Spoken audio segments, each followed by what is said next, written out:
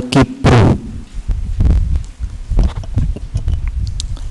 Ada istilah yang mirip-mirip, ada al-kibru, ada at-takabburu, ada al-ujbu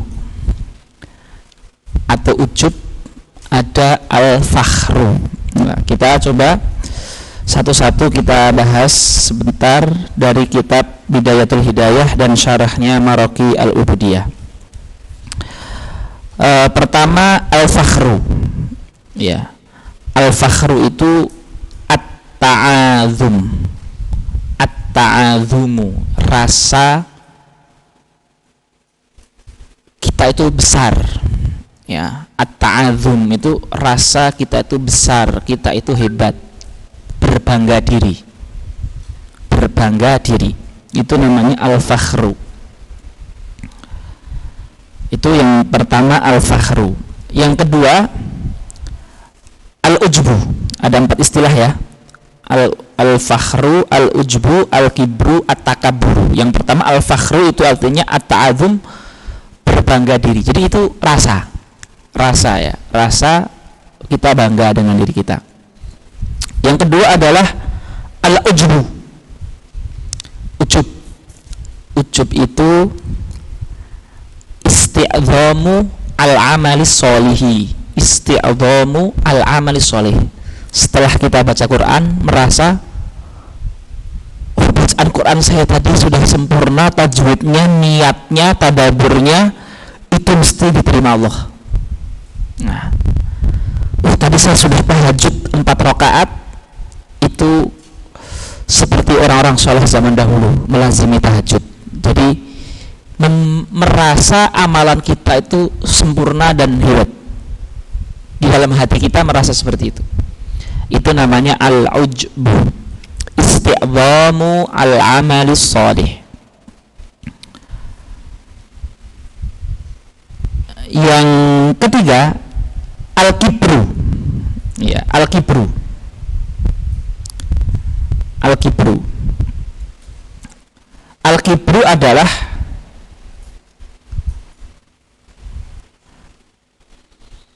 al-istirwahu, merasa nyaman, merasa tenang, merasa enak, merasa satisfy, ya, merasa nyaman. Al-istirwahu ila ru'yatin nafsi fauqal ghairi, merasa tenang, merasa nyaman, merasa enak ketika melihat diri kita lebih daripada orang yang menjadi objek kesombongan kita. Jadi misalkan kita ini pintar nahunya nilainya 100, teman kita nilainya 90. Lah, di depan dia kita ini merasa nahu itu 90 aja sombong gitu kan. Tapi saya lu 100. Lah, ada rasa seperti itu namanya kibrun. Jadi dia rasa.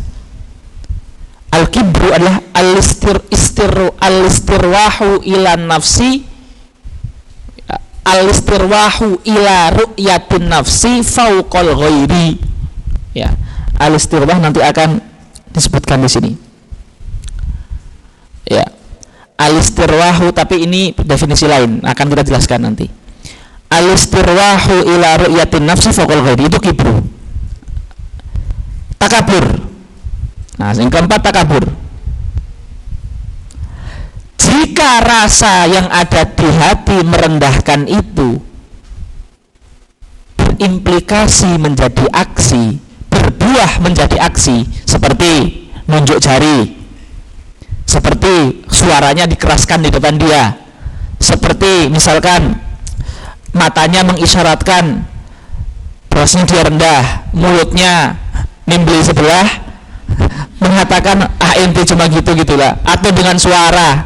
Jadi rasa merendahkan itu lahir menjadi perbuatan. Lah, itu jadi takabur. Jadi kibir itu hati, takabur itu lebih parah lagi, hati iya tambah aksi. Jadi itu 4 hal yang agak mirip itu. Al-fakhru, at-ta'azum, al-ujbu isti'dhamul amali salih, al-kibru, al-istirwahu ila ru'yatin nafsi fawqal ghairi, kemudian at-takabburu, al-kibru, kiber ketika jadi perbuatan gitu ya. Indama yasirul kibru fi'lan, nah itu fahuwa takabur. Soiru roti al kibri fi'lan ya.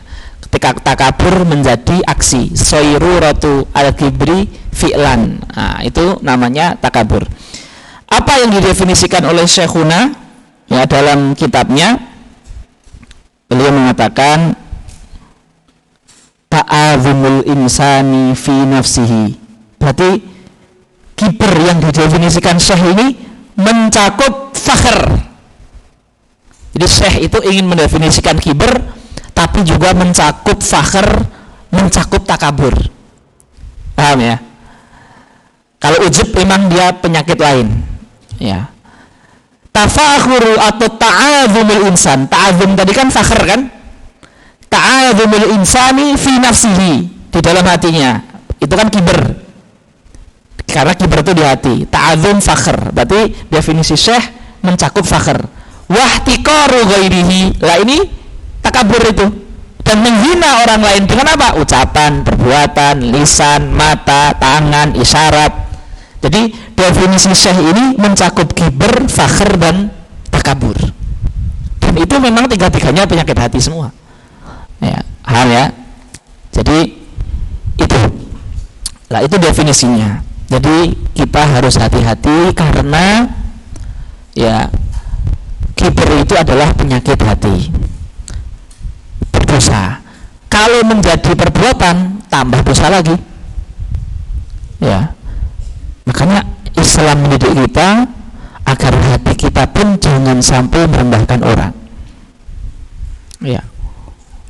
Jadi ketika ada perkelahian karena ini merendahkan ini, itu kan mulainya karena ada rasa di hati kita lebih tinggi dari dia.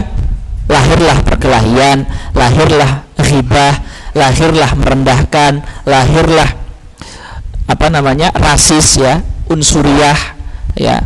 Ini kaya, ini miskin, ini putih, ini hitam, ini tinggi, ini pendek, ini ganteng, ini biasa, ini cantik, ini enggak cantik. Itu kan lahir permusuhan gara-gara itu kan awalnya karena hati orang itu menganggap dia rendah, lahir perbuatan yang direndahkan, tersakiti, perlawanan, akhirnya kerusakan di muka bumi. Itu dimulai dari namanya rasa di hati kita lebih dari orang lain. Jadi itu penyakit hati, al-kibru. Kemudian Imam Ghazali pernah mengatakan ya, wa natijatuhu ala lisan an yakula ana.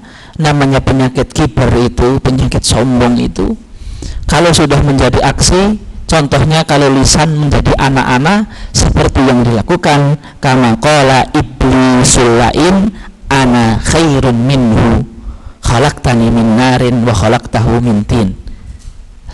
Kenapa iblis mengatakan kepada Allah, berani-beraninya mengatakan kepada Allah ana khairun minhu? Lisannya mengatakan ana karena hatinya sudah ada rasa yang dari tanah itu rendah, Adam itu rendah. Ketika sombong itu sudah menguasai diri kita, maka syariat pun bisa diterobos karena dia dikuasai oleh rasa sombongnya tersebut, syahwat bangga tersebut. Kayak iblis itu, dia udah nggak peduli yang ngomong usjuduli adama, itu nggak peduli yang ngomong itu siapa, dia nggak peduli dengan syariat itu. Karena apa? Karena kesombongan di hati yang menyatakan api lebih afdal daripada tanah itu sudah menguasai syahwatnya, sehingga dia tidak bisa lagi berpikir dengan jernih, ini memang itu Tuhan yang menciptakan saya. Akhirnya akibatnya dia menjadi kafir sampai hari kiamat, dan dia sudah ditakdirkan menjadi penghuni neraka yang kekal. Itu karena sombong. Makanya kata Rasulullah SAW, al-kibru ghamtun nas wa batarul haq. Sombong itu akibatnya adalah merendahkan orang dan menolak kebenaran. Jadi Rasulullah itu mendefinisikan sombong itu dengan akibat sombong, paham nggak? Kalau kamu sombong maka kamu akan batarul haq, kamu akan menolak kebenaran. Wa ghamtun nas, kamu akan menghina orang lain. Nah, itu karena apa? Karena rasa di dalam hati kita merasa nyaman ketika orang lain di bawah kita. Al-istirlahu ila ru'yatin nafsi fawqal ghair, merasa nyaman ketika melihat diri di atas orang lain. Akhirnya menolak kebenaran, akhirnya menghina orang lain. Jadi itu sombong. Imam Ghazali mengatakan orang yang sombong itu in wa'idha anifa wa in wa'adha anafa. Ya. Jadi in wa'idha kalau dia dinasihati anifa, pakai hamzah, anifa itu artinya nggak butuh, menolak, nanti aja saya paham itu kok, saya udah tahu. Orang sombong itu in wa'idha, kalau dia dinasihati anifa. In wa'adha, kalau dia menasihati anafa, pakai ain. Kalau nasihati orang lain itu galak, anafa, galak, maksa, harus iya. Ya, in wa'idha anifa wa in wa'adha anafa. Nah, ini akibat sombong itu. Dinasihati nggak mau, menasihati yang dinasihati harus mau. Nah, ini kalau ada seperti itu adalah akibat dari sombong. Contoh yang lain akibat sombong apa? Wa thamratuhu fil majalisi at-tarafu wa taqattum wa talabut tasaddur fiha. Dalam sebuah perkumpulan, dalam sebuah organisasi, dalam sebuah lembaga, dalam sebuah pondok, yayasan, struktur, akibat sombong itu adalah seandainya satu lembaga itu ketua yayasannya sombong semua, itu akibatnya apa? Tarafu, pengen jadi ketua semua, ataqaddum, pengen bicara semua, wa talabut tasaddur, pengen pendapatnya yang paling didengar. Jadi kalau ada seperti ini itu sombong, itu akibat sombong. Sebabnya ada rasa di hati bahwasannya saya nyaman ketika yang lain di bawah saya. Itu sebabnya itu semua itu. Mau sombong di majelis, pengennya jadi ketua, pengennya pendapatnya didengar, kalau dikasih tahu nggak mau, kemudian kesaya-sayaan, keaku-akuan, al-ananiyatu, itu semua sebabnya adalah nyaman ketika melihat orang lain di bawah kita. Jadi ini penyakit. Ya, sebabnya apa? Sebabnya yang pertama adalah al-jahlu, kebodohan. Ya, kita nggak tahu, bodoh apa? Bukan bodoh ilmu ya, bodoh diri kita ini tuh cuma manusia gitu loh. Kadang lupa, kadang sakit, kadang lapar. Kalau sakit itu lemes. Jadi bodoh akan lemahnya diri kita gitu loh. Terus kita akan mati. Terus kalau sariawan udah nggak bisa apa-apa, sakit gigi sudah nggak bisa apa-apa. Jadi kita itu kalau sehat, lagi nyaman, lagi kenyang gitu ya, lagi punya uang sedikit, itu seakan-akan itu kita tuh bahasanya itu si paling gitu ya, sok iye gitu ya. Lah, jadi kayak si paling sempurna gitu loh. Ya kan sekarang orang pada pakai kata-kata si paling ya, si paling. Kalau mungkin kalau di pondok itu yang paling rajin masuk kelas, si paling kelas gitu kan, dan seterusnya, tinggal dikiaskan aja ya. Tapi lah, kita itu kalau punya uang dikit, sehat dikit, seger dikit, itu udah si paling gitu ya, sudah sok ye gitu ya. Tapi ketika kita nggak memikirkan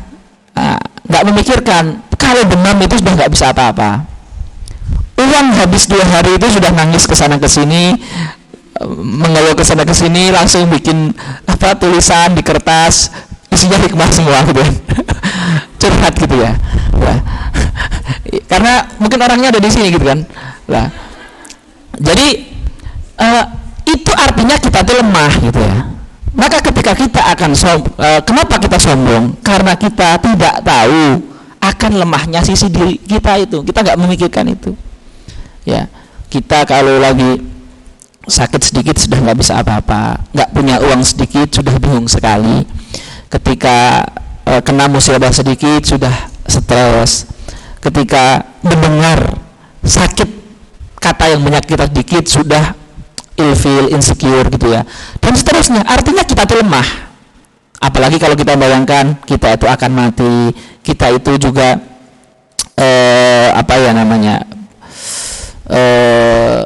terbatas, ya kan, dan seterusnya lah. Intinya kalau kita tidak bodoh akan kekurangan kita tidak akan sombong. Kenapa kita sombong? Karena kita bodoh akan hakikat diri kita. Kalau kita lihat Quran itu, Quran mengatakan manusia itu min ma'in mahin, min nutfatin idza tumna. Terus manusia itu haluun, jazuun. Terus manusia itu apalagi sifat-sifat manusia yang jelek gitu loh, yang lemah gitu, seperti itu ya. Jadi kalau kita memikirkan itu semuanya, maka kita akan terhindar dari sombong. Jadi sombong itu karena jahal. Sebab yang kedua, kenapa kita sombong? Haqaratun nafsi, karena kotornya jiwa kita. Karena ya kita sudah sangat inilah, bayangkan ya. Bayangkan saja, orang sejak kecil apa yang dia ingin makan ada, apa yang dia ingin minum ada. Menyuruh siapa saja, orang disuruh mau. Ya. Terus pengen itu langsung ada. Belajar nggak mau, pengennya main-main, senang-senang, foya-foya. Bayangkan orang yang syahwatnya dipenuhi terus, pengen apa saja yang dia inginkan dipenuhi terus, dia tidak diisi ilmu, diisi kesenangan, ya. Bayangkan sekotor apa hati orang yang seperti itu. Kemudian ada orang yang merasa hatinya, kamu itu salah. Ya jelas hatinya sangat kotor, nggak bisa masuk itu. Paham kan? Bayangkan saja ya, kalau misalkan bayangannya gini, kamar mandi, kamar yang sudah di situ ada kotoran ayam, kotoran tikus, kotoran kucing, nggak pernah dipel, sarang laba-laba. Ketika hujan kena air, sampah masukkan situ, bekas cat masukkan situ, bekas pilok masukkan situ, semua kotoran ada di situ. Kemudian ada yang membersihkan hanya dengan air satu gayung, gitu, nggak bersih, nggak cukup, harus air satu kontainer dulu, dikasih air semua, itu baru bersih. Itu pun harus mungkin dikasih nadhif gitu ya, seperti itu, ya. Jadi jadi mungkin itu ibaratnya seperti itu. Jadi ketika hati itu kotor dengan syahwat, dengan syubhat, dengan penyakit hati, dengan segala maksiat dan seterusnya, itu membuat hati itu kotor. Haqaratun nafsi, jiwa yang rendah, jiwa yang kotor, jiwa yang sakit, hati yang sakit, hati yang tidak baik-baik saja.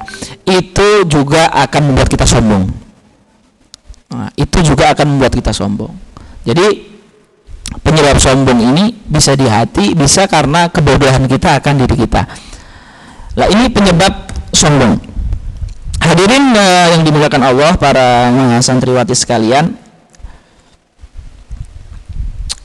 bagaimana kita mengobati sombong itu? Bagaimana? Ya, bagaimana kita mengobati sombong itu? Seperti biasanya, sombong itu obatnya terkadang obat praktek, terkadang obatnya adalah obat ilmu. Jadi tetap harus ada praktek, ya, tetap harus ada praktek. Sebelum kita baca yang di Bidayatul Hidayah, kita lihat obat prakteknya dulu. Al-amal biriddi muqtadal hawa. Ini seperti di hasad kemarin, ya, karena nanti akan antum temukan di akhir kitab, ya, bahwasanya obat penyakit hati yang pertama kali dan itu paling mujarab adalah menyelisihi bisikan hati. Jadi al-amal di muqtadal hawa ini bisa menjadi obat segala penyakit hati. Artinya kalau di obat itu paracetamol, amoxicillin, ya, Semua sakit dikasihnya paracetamol. Semua sakit asam finamat. Semua penyakit amoxilin. Artinya itu obat segalanya. Atau kalau dalam herbal ya mungkin itu madu lah. Atau habatus sauda. Semua penyakit madu habatus sauda. Kalau enggak habatus sauda madu. Kalau enggak pagi habatus sauda, sore madu. Itu semuanya kayaknya pagi itu gitu loh. Ya. Jadi menyelisih hawa nafsu atau mukhalafatu nahyu ma turiduhun nafsu. Ya. Menyelisih apa yang dikatakan nafsu. Itu memang obat hati yang paling mujarab di semua penyakit. Ya. Jadi seperti itu. Gampangannya, pas kita pengen merendahkan dia, lakukan yang memuliakan dia. Nah itu. Pengennya itu bilang ke pembantu kalau yang punya pembantu, atau bilang ke rewang yang punya rewang, atau yang punya kepala sekolah ingin bilang ke karyawannya atau ke guru-gurunya. Antum itu ya nulis RPP aja tidak betul, pengen marah-marah, pengen merendahkan. Ente apa pendidikan terakhirnya apa sih? Nah, kan itu udah mulai merendahkan itu. Mentang-mentang dia S1, kemudian yang karyawannya itu baru lulus D1 atau D2, langsung dia ente pendidikannya terakhir apa sih? Lah, sebelum berpikiran ingin berkata itu, lakukan perbuatan yang menyelisih itu. Seperti, Mas, sini loh, duduk samping saya. Nah, kan itu sama-sama laki-laki ya. Mas, duduk samping saya. Artinya disejajarkan, dimuliakan. Sebentar ini saya ajarkan, kalau jenengan belum bisa bikin RPP, ini buku tulis saya dipegang, saya pinjemin pulpen. Nah, dari awalnya merendahkan, melakukan perbuatan yang memuliakan. Nah, ini seperti ini ya, menyelisih apa kata nafsu, apapun itu kata nafsu, di semua penyakit, di semua keadaan. Ya, malam-malam skripsi belum selesai. Ya. Terus juga khutoh ya, kerangka pun belum selesai, apalagi skripsi, kerangka aja belum selesai. Padahal terakhir mengumpulkan kerangka itu 1 minggu. Ya. Ya. Tapi malam hari, wah di harddisk ini ada Ertugrul ini eman-eman nih 4 episode lagi gitu kan. Misalkan ada yang seperti itu, kan cuma misal di negeri Wakanda gitu kan. Ya. Misalkan ada yang seperti itu. Ya. Ini 4 episode ini seminggu itu selesai itu. Wah, jam 8 sampai jam 10 selama seminggu itu pas itu. Ya. Nafsu mengatakan itu, tapi hati kecil mengatakan kamu itu kerangka skripsi itu belum selesai, waktu itu tinggal 7 hari. Lah, ketika menyelisihi dari nafsu, kemudian menuruti hati kecil dalam segala hal, dalam riya, dalam hasad, dalam sombong, dalam pekerjaan, amal soleh, itu membuat hati kita hidup. Bahasanya itu gini, orang yang nggak pernah jalan kaki, nggak pernah lari, langsung suruh muncak gunung atau main bola, keselionya bisa seminggu 2 minggu. Tapi orang yang setiap hari berjalan cuma 500 meter jalan biasa, kemudian terbiasa selama setahun, suruh besok main bola, muncak, dia sehat. Sama, jiwa kita setiap hari nafsu mengatakan makan 2 piring, milih 1 piring. Nafsu mengatakan jajan, pilih nggak jajan. Jadi hal yang simpel. Tapi setiap nafsu bilang itu dia selisih, walaupun nggak haram, walaupun nggak makruh, walaupun cuma hal yang mubah.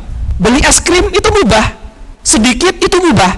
Tapi kayaknya kalau ditabung buat persiapan S2, kayaknya lebih bagus deh. Kayaknya gitu kan. Akhirnya dia nggak jadi beli es krim, walaupun mubah. Ibaratnya cuma seperti jalan 100 meter lah, berjalan 100 meter bolak-balik itu kan hal yang ringan. Tapi hal yang seperti ini, menyelisih nafsu, kalau dibiasakan setiap hari sedikit-sedikit, itu ibaratnya antum kalau dikumpulkan sudah terbiasa jalan kaki selama setahun. Kalau ada godaan berat, jiwa itu sudah gampang menghadapinya. Kenapa? Maka dikatakan menyelisih hawa nafsu adalah obat hati yang nomor 1. Itu bisa untuk semua penyakit. Jadi itu dia. Maka al-amal bididdi muqtadal hawa ini adalah obat sapu jagat, bisa dipakai untuk obat apa saja penyakit hati. Yang kedua, ilzamun nafsi al-hadar wa kasra hawaha. Ilzamun nafsi al-hadara wa kasra hawaha. Hawa nafsi, karena nafsun itu mu'anas. Memaksa jiwa kita, memaksa anggota tubuh kita al-hadar untuk berhati-hati, wa kasra, dan menghancurkan hawa nafsunya. Ya, artinya hampir mirip sih. Jadi ketika pengen sombong, paksa. Ya, paksa. Jadi nggak hanya apa ya namanya al-amal, tapi maksud saya paksa betul gitu, sampai walaupun merasa nggak enak banget, merasa sakit, merasa gerah, tapi dipaksa sepaksa-paksanya. Alah, itu hampir mirip. Intinya itu memaksa, kemudian paksa diri untuk tidak sombong, kemudian lakukan perbuatan yang lawan katanya. Ya, kayak kurang lebih seperti itu. Paksa diri agar sombong itu nggak keluar, tapi setelah memaksa dan berhasil, jangan berhenti di situ. Al-amal bididdi muqtadal hawa, gitu loh. Jadi mau sombong ke orang, mau aksi takabur ke orang, paksa biar nggak jadi. Setelah maksa, jangan berhenti.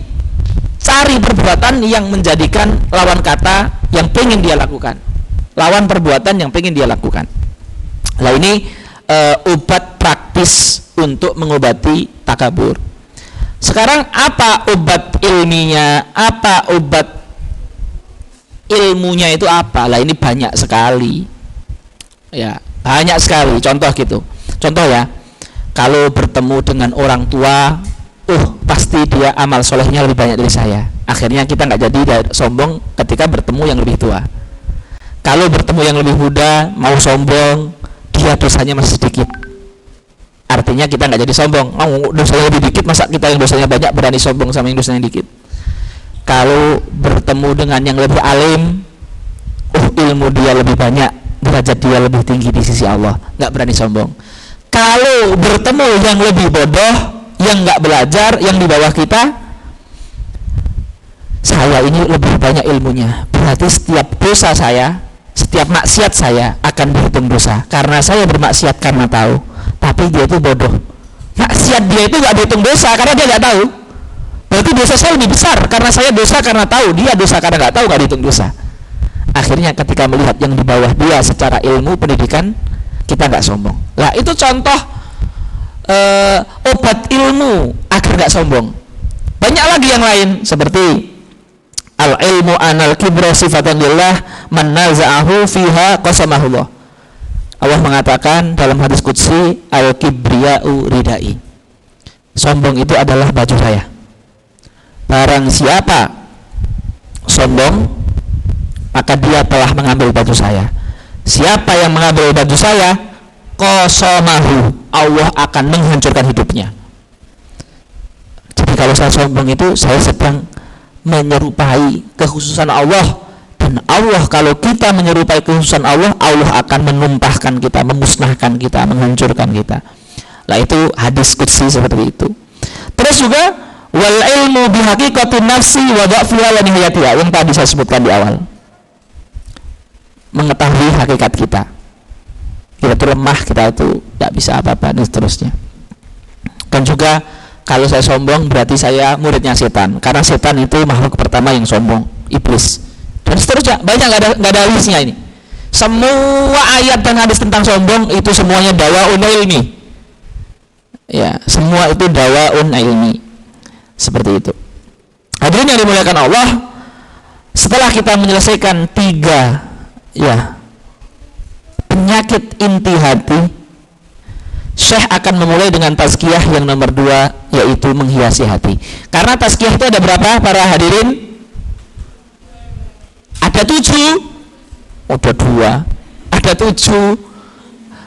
Yang pertama takhliyah, yang kedua tahliyah, yang ketiga istinabul muharramat, yang keempat fi'lul wajibat, yang kelima tarkul makruhat wal iktsar bil mandubat, Yang keenam apa? Ya, yang keenam taklil mubahat, yang ketujuh at-tahaqquq bil adabi wal muru'at. Ya, ada 7. Lah kita sudah belajar 1. Tahliyatul qalbi, membersihkan hati. Yang kedua adalah menghiasi hati.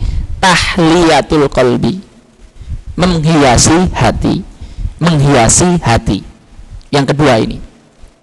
Nah, sebelum kita masuk yang kedua, kita akan bacakan nasihat Imam Ghazali. Ya. Imam Ghazali mengatakan,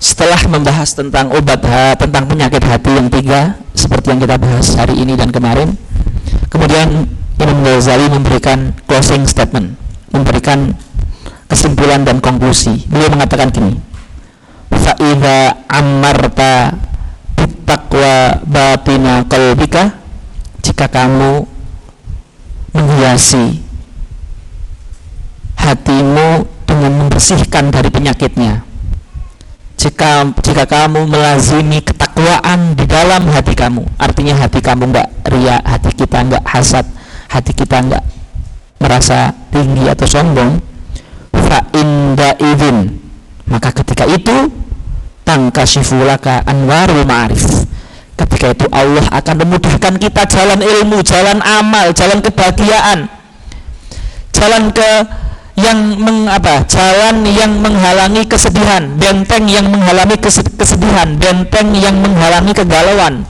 benteng yang menghalangi penyakit hati, benteng yang menghalangi kita dari kesusahan dunia, putus asa. Jadi Allah akan berikan kita kekuatan hidup. Tankashifu laka anwarul ma'arif wa tanfajiru min qalbika yanabiul hikam, dan akan muncul hikmah-hikmah dari hati kita. Ya. Wa yatayassaru laka minal ulum, dan akan dimudahkan dengan ilmu-ilmu yang banyak dan ilmu yang bermanfaat, bukan ilmu yang biasa. Seperti itu. Jadi ini adalah faedah dari kita membersihkan hati kita dari penyakit hati, seperti itu. Setelah itu kita masuk ke tazkiyah yang kedua, yaitu obat hiasan hati. Insyaallah kita mulai besok. Wallahu ta'ala alam bisawab. Allah manfa'na bima 'allamtana wa rzuqna uluman tanfa'una fid dunya wal akhirah. Walhamdulillahi rabbil alamin.